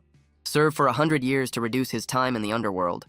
Lord Death now asks if he's ready to pay the price for breaking the rules. The Thunderlord begins to fade, his form dissolving into motes of light. Lord Death looms over him, asking if he's ready to accept his punishment. The price for his transgression is another 100 years of service in the underworld. The Thunderlord hesitates, but Lord Death asks if he has any objections. He questions why the rules weren't made clear from the very beginning. But Lord Death explains that vague contracts are far more profitable. And with that, the Thunderlord is sealed away, his sentence officially extended. Back outside the tower, the trial is finally over. A system notification confirms their success, announcing the rewards for reaching the 50th floor. The blonde adventurer is thrilled to receive a rare weapon, a huge step up from the usual loot. Wildfire stretches, noting he's now level 25 and asking if she's satisfied. The blonde adventurer is forced to admit his overwhelming power, ashamed she ever tried to show off. She runs after him, pledging her loyalty and calling him boss, much to his confusion. Their journey takes them back to the grand city of Sygos. But as they approach, they find a massive crowd gathered at the gates. The players are shouting, demanding to be let inside to see Wildfire. On the wall, General Montaneja and Vicky try to maintain order, threatening the unruly mob. The blonde adventurer recognizes them as famous players, but Wildfire seems to know what's going on. He calls up to the wall, ordering his general to open the gates. The crowd erupts as they realize their city lord has finally returned. The players pour into the city, thrilled to have a new hub. Vicky rushes over, announcing the arrival of the famous adventurers. Wildfire asks his new companion if she remembers his original vision for the city. She suddenly recalls his bold declaration, New Chaos City. He explains that with better resources, he can attract the best players. She wonders how he'll manage the egos of so many top-tier adventurers. Vicky chimes in, confident their garrison can handle any trouble. He smirks, officially welcoming them to his new and improved lawless zone. The next day, a massive recruitment event is already underway, but the players are confused, wondering if they're being drafted into an army. A cheerful NPC tries to sell them on the idea of joining the city, but the players are skeptical, demanding to know what's in it for them. The NPC struggles to remember the details, leaving one player to wonder if even the AI forgets its lines. Elsewhere, under the quiet light of a crescent moon, Wildfire and his new companion venture into the ominous Dark Night Forest.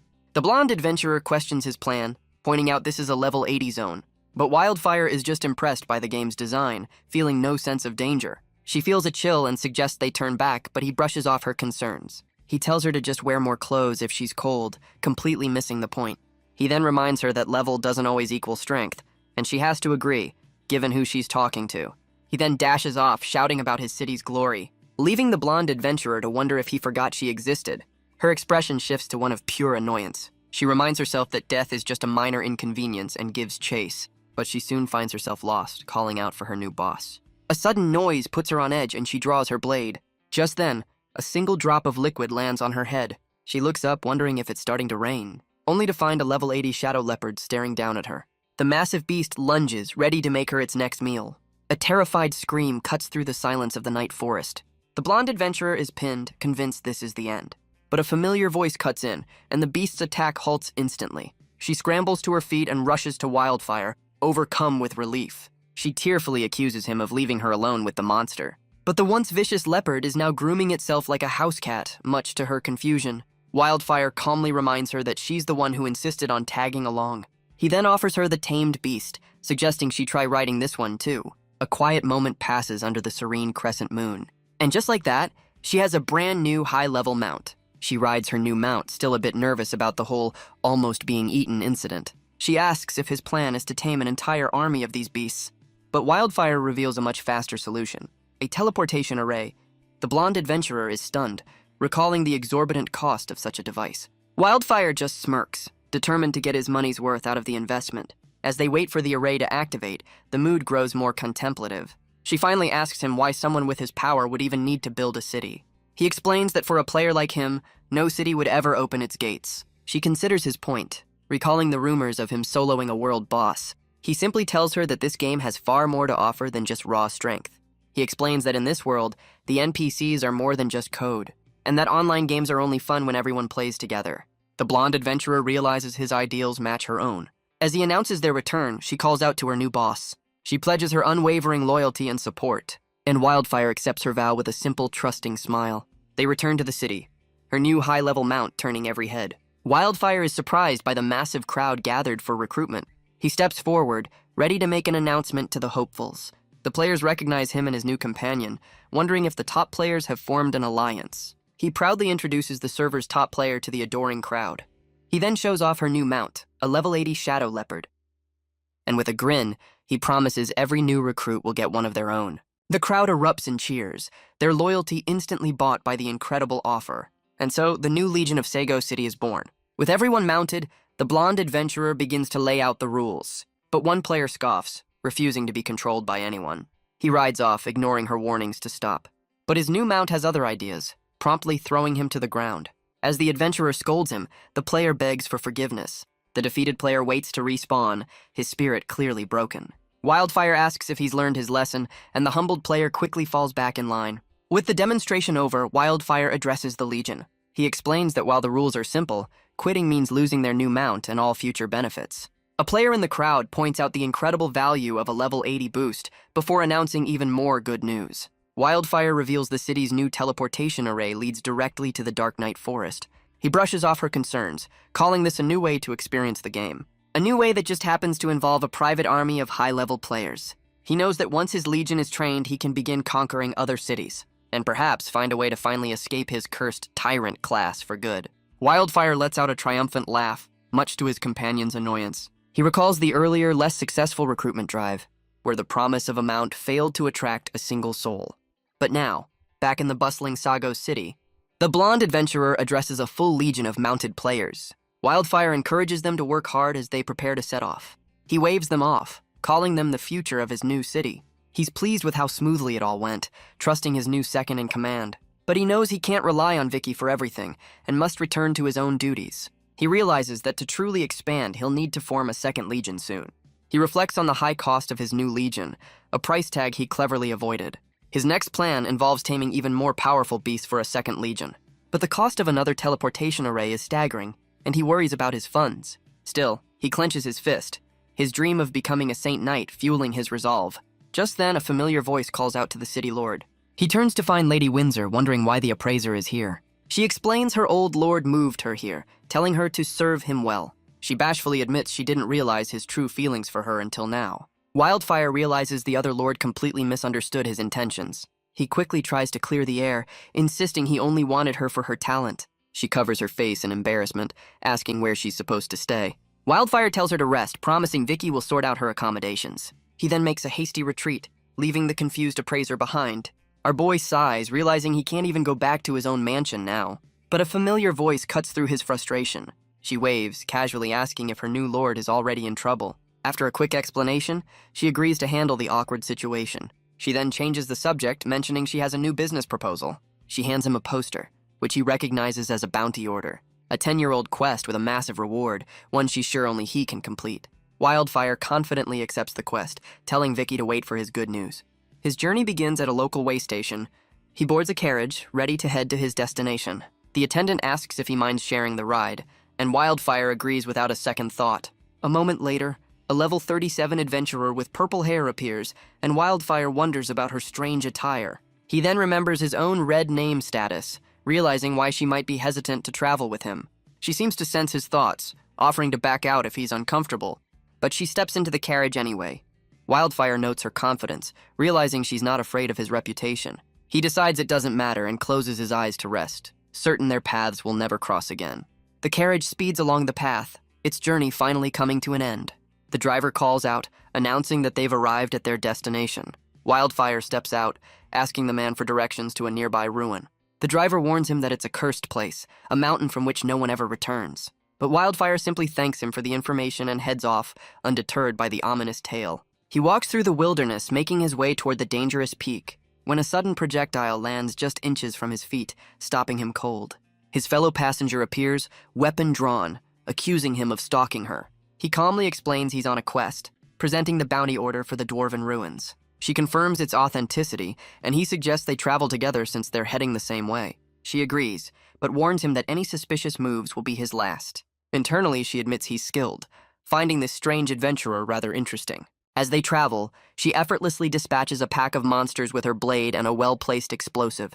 The resulting blast clears the path, a testament to her combat prowess. Wildfire applauds her skill, comparing her favorably to the server's top player, much to her annoyance. He then proposes a partnership, promising a fair split of any loot they find.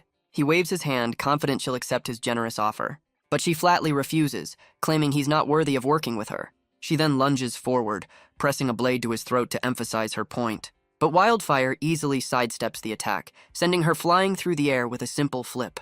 She recovers mid-air, unleashing a volley of projectiles, landing gracefully on the ground. She pulls out a massive firearm ready for another shot. A powerful blast sends Wildfire stumbling backward. She holds up a bomb, asking if he's impressed yet. But Wildfire is completely unfazed, asking if she wants to keep going. She finally relents, admitting her attacks are useless and agreeing to cooperate. Their journey takes them deep into the mountain's mechanical heart.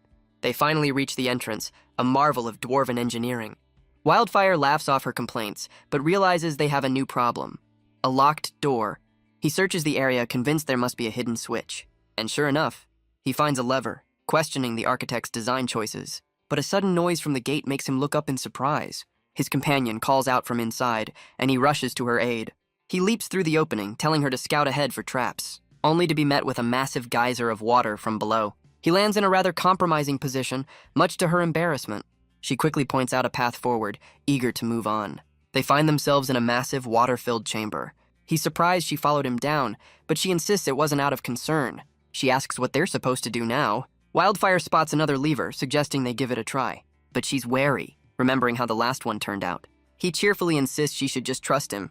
With a click, the mechanism begins to activate. She notices something large rising from the water below. A massive dwarven golem emerges, its ancient technology on full display.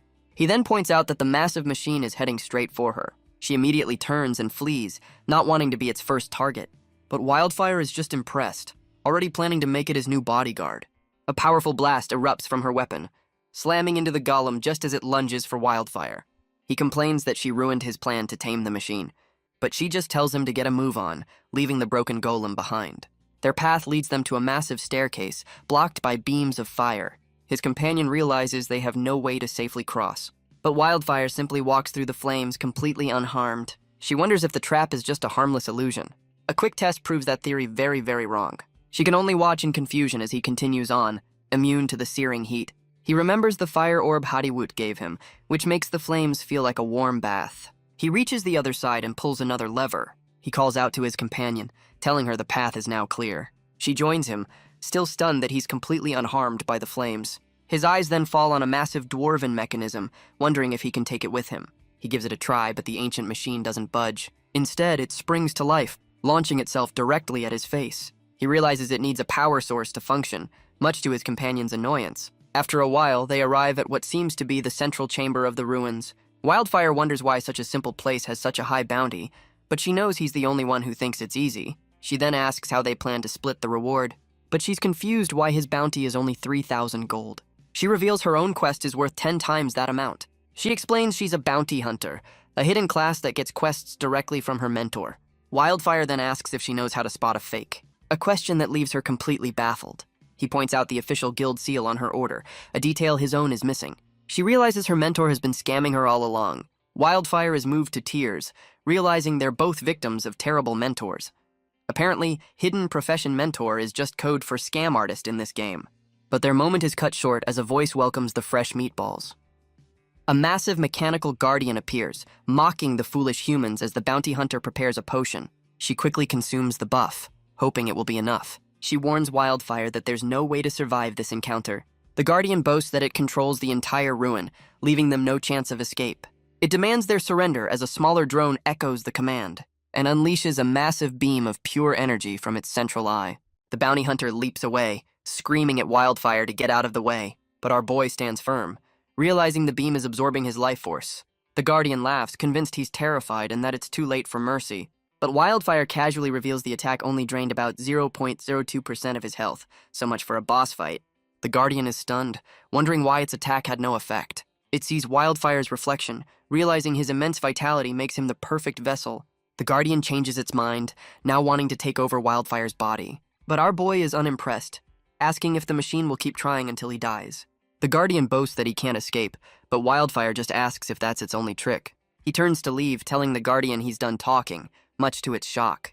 The Guardian roars in fury as Wildfire and his companion walk away. A massive mechanical foot slams down, shaking the entire chamber. The Guardian reveals its true colossal form, declaring that Wildfire forced its hand. Wildfire just smirks, asking why it didn't bring out the big guns sooner. The Guardian roars, bringing its massive foot down to crush them. The impact sends a shockwave through the chamber, but the bounty hunter manages to leap clear of the attack. She screams for Wildfire to be careful, as the Guardian prepares to unleash its final, devastating blow. She throws a pair of bombs, hoping to disable its weapon. The resulting explosion engulfs the massive machine. She knows this is a gamble. Without Wildfire, she can't win, but a powerful beam of energy cuts through the smoke, and Wildfire appears behind her, telling her not to mess this up. He scoops her into his arms, telling her to let him handle the problem, and dashes out of the way just as the Guardian's attack connects. He sets her down, wondering how he's supposed to stop this thing. His first thought is to find something to tie it up with. The Guardian realizes Wildfire's strength is far greater than it expected. It decides to take over his body by force, vowing to eliminate him. But a strange blue energy suddenly envelops our boy. A system notification appears, explaining the Guardian is trying to force a master-servant contract. But the system reverses the contract, making the dwarven ancestor his new servant. The drone, however, seems completely unaware, still mocking the weak humans. The bounty hunter rushes over, asking if Wildfire is all right. But the drone realizes its plan has failed. It can't control his body. Wildfire explains that a player's soul can't be stolen, much to his companion's confusion. With a sinister grin, he points out that the drone is now his servant. He then commands it to merge with the giant golem and follow him back to the city. The drone panics, fearing it will be trapped in the soulless machine forever. But Wildfire reminds it that the alternative is far, far worse. He immediately begins testing his new toy with a ridiculous dance routine. Even the bounty hunter gets swept up in the absurdity of it all. With his point made, Wildfire decides it's time to take his new bodyguard home. Back on the surface, the ordeal is finally over. The golem points out a secret exit, much to their relief. Wildfire laments the long climb, while his companion admits she's the troublemaker. He then asks what she plans to do now. The bounty hunter vows to find her mentor and get back every coin she was scammed out of. But Wildfire advises her to let it go, offering her a place in Sago City if she ever needs help. As she boards a carriage, he decides to head back the same way. But his new golem reminds him that it's a bit too large for public transport. Sometime later, at a grand auction house in Sago City, a massive crowd has gathered for a highly anticipated event. A smug blonde adventurer takes his seat in a private box. He boasts that his status demands only the most expensive accommodations. An attendant confirms they've secured 100,000 gold coins for the auction, but the man scoffs, demanding another $900,000. His attendant panics, explaining that buying more will cost a fortune. The man dismisses his concerns, certain he will be the star of the night. Elsewhere, Savvy and an assistant prepare for the event to begin. She asks if their mysterious city lord will be attending the auction. Just then, a figure steps into the room. Savvy laments that it's a shame, as tonight will surely make history. Savvy takes the stage, welcoming the wealthy patrons to the grand event. Just then, Vicky arrives at the bustling auction house. She finds Wildfire waiting, relieved he's returned just in time. But he has a surprise of his own, pulling out a list of new items. He hands it to Vicky, telling her to add them to the auction block. She's stunned to see ancient dwarven crafts with a massive starting price. Wildfire just smirks, telling her he's going to join the bidding himself. The auction begins with the price of a simple potion skyrocketing.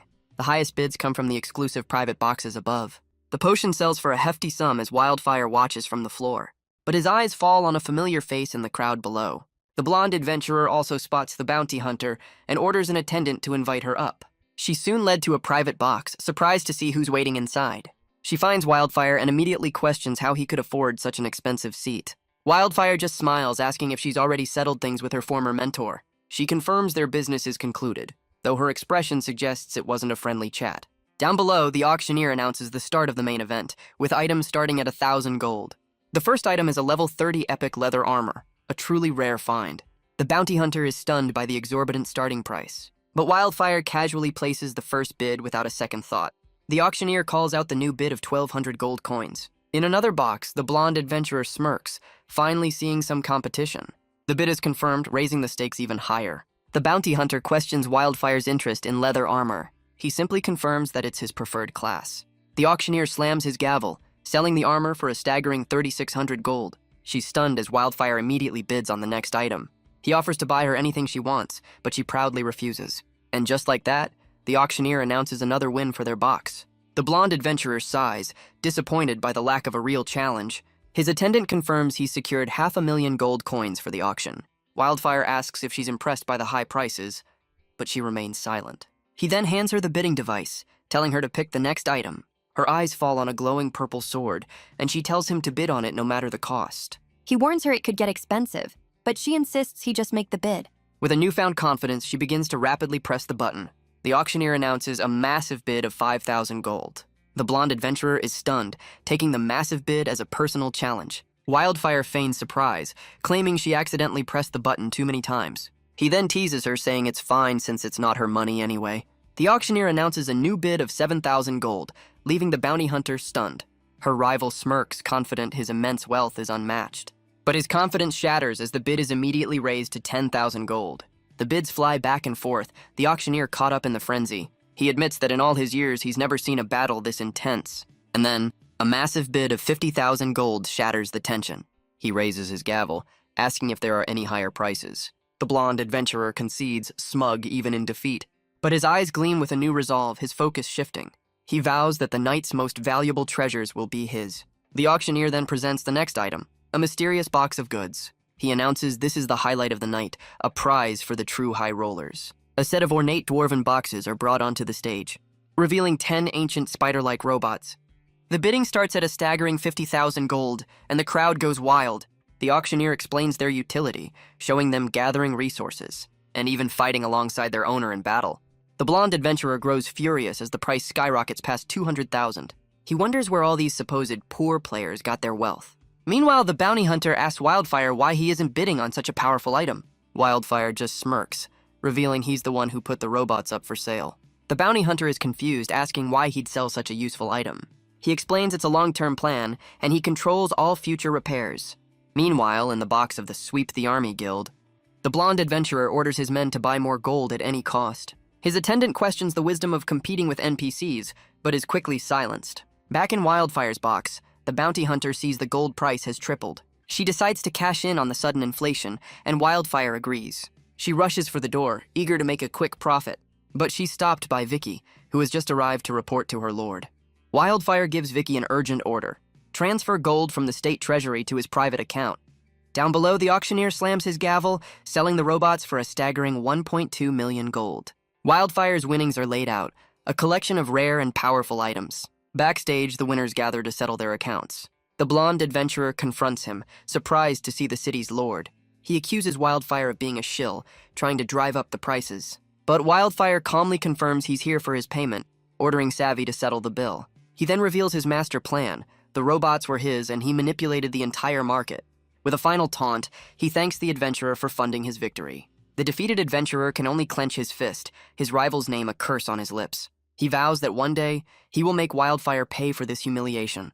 Meanwhile, Wildfire finds himself on a remote mountain peak, and soon spots his target, a massive level 90 Kang Luan. Sometime later, back in the bustling streets of Sagos City, his second-in-command is surprised by a sudden arrival. It's Wildfire, who has returned with a brand new, high-level mount. She notes that he seems different, and he admits the taming process was a close call. She then explains that while training the Legion, they ran into trouble with soldiers from a rival city. But the incident only served to make her new Legion more famous. Wildfire considers this, deciding it's time to pay their neighbors a little visit. And so, Wildfire soars through the sky on his new mount. Meanwhile, in the rival Shark City, a tense meeting is underway. An official reports that their troops were decimated by Sagos City's leopard-riding legion. The city's lord listens, his expression growing more troubled by the second. He then turns to his son, Moore, the same adventurer from the auction. Moore confesses that he attended the auction in Sagos City, and reveals that Wildfire has somehow mastered ancient dwarven technology. The lord realizes they've picked a fight with a far more powerful city than they ever imagined. But his moment of panic is cut short by a sudden disturbance. A guard bursts in, announcing that an adventurer on a giant bird has just landed in their square. The guard confirms the visitor's identity, the infamous Wildfire. The Lord of Shark City is thrown into a panic, wondering why he's arrived so soon. His advisors clamor for a decision, asking if they should prepare for war or surrender. But the Lord seems to find a sudden surge of courage. He declares that they will meet this threat head-on with no sign of weakness. His son, Moore, tries to warn him against such a reckless path. But the Lord insists their actions have already sealed their fate. He clenches his fist, his decision now final. Moore then steps forward, volunteering to negotiate with the powerful newcomer. He heads for the door, ready to face the man who humiliated him at the auction. But the Lord insists on going with him to face the threat. And so, they step out into the grand courtyard of Shark City. They find Wildfire waiting, perched atop his massive new mount. He gives them a simple choice: surrender or be destroyed. Moore nervously asks if this is about their armies clashing, but Wildfire just smirks, telling him he's misunderstood. He declares his intent to conquer every city, with theirs being the first to fall. The Lord draws his weapon, refusing to let the boy leave alive. But Wildfire reminds him that for a player, death is just a minor inconvenience. The terrified Lord tries to repeat the ultimatum, his bravado quickly fading. He tells them to decide quickly. He has a schedule to keep. The Lord nervously asks for the terms of their surrender. He declares they will not be used as pawns to invade other cities. But Wildfire's terms are simple. Become a subsidiary and pay a monthly tribute. The Lord and his son are stunned by the surprisingly generous offer. With a deep bow, the Lord of Shark City officially surrenders. And with that, Wildfire soars away, his first conquest complete. Moore is relieved, but his father admits they never stood a chance. But the Lord's fear quickly turns to cunning, revealing his surrender was just an act. He plans to rally the other cities, letting them fight his battle for him. He explains that if Wildfire proves too difficult to beat, a true city lord must always put his own interest first. Meanwhile, in the grand city of Rokasha, Wildfire arrives, much to the surprise of a local official. He calmly announces his intention to make their city a subsidiary.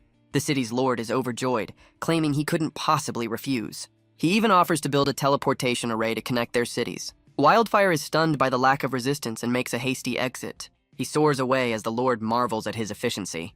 The next day, back in the bustling Sago city, Wildfire lets out a massive yawn, clearly exhausted from his recent conquests. Vicky notices his fatigue, suggesting her lord take a well-deserved break. He explains he was busy touring his new subsidiary cities. Just then, a familiar face arrives, the bounty hunter from the Dwarven ruins. She finally connects the dots, realizing he's the lord of Sago City. He's surprised she didn't know, but she admits she's a lone player who avoids the news. Wildfire then tells her she doesn't have to be a lone player anymore. He formally invites her to become the leader of his second Adventurer Legion. The bounty hunter is stunned by the sudden, massive job offer. But with nowhere else to go, she reluctantly accepts his proposal. She shakes his hand, formally accepting her new position. Just then, his other two commanders arrive for the meeting. Wildfire introduces the bounty hunter to her new colleagues. She introduces herself as Yaya, a much simpler name to go by. The general and the blonde adventurer give her a very enthusiastic welcome. With his new team assembled, Wildfire unrolls a map to discuss his attack plan. He explains that several nearby cities have already surrendered to his rule, but 4 others have refused, and he's officially declared war on them all. The general calculates the odds, confident they can win a 1 versus 4 war. But Wildfire corrects him, warning that this could easily become a 1 versus 8 conflict. His commanders are stunned, questioning how a 4-front war could become an 8-front one. But the blonde adventurer realizes he's right, noting how quickly the other lords surrendered. Wildfire explains that by ordering them to stay neutral, he also gave them an opening to profit from his downfall. He knows they'll likely sell information to his enemies. The general offers to guard against leaks, but Wildfire tells him to let the information flow freely. A confident smirk spreads across his face. This is all part of his calculation. He wants them to learn that no strategy can overcome absolute power. He knows this war will anger the entire server, turning countless players against him. But as he stands before the masses, he declares that he is completely fearless.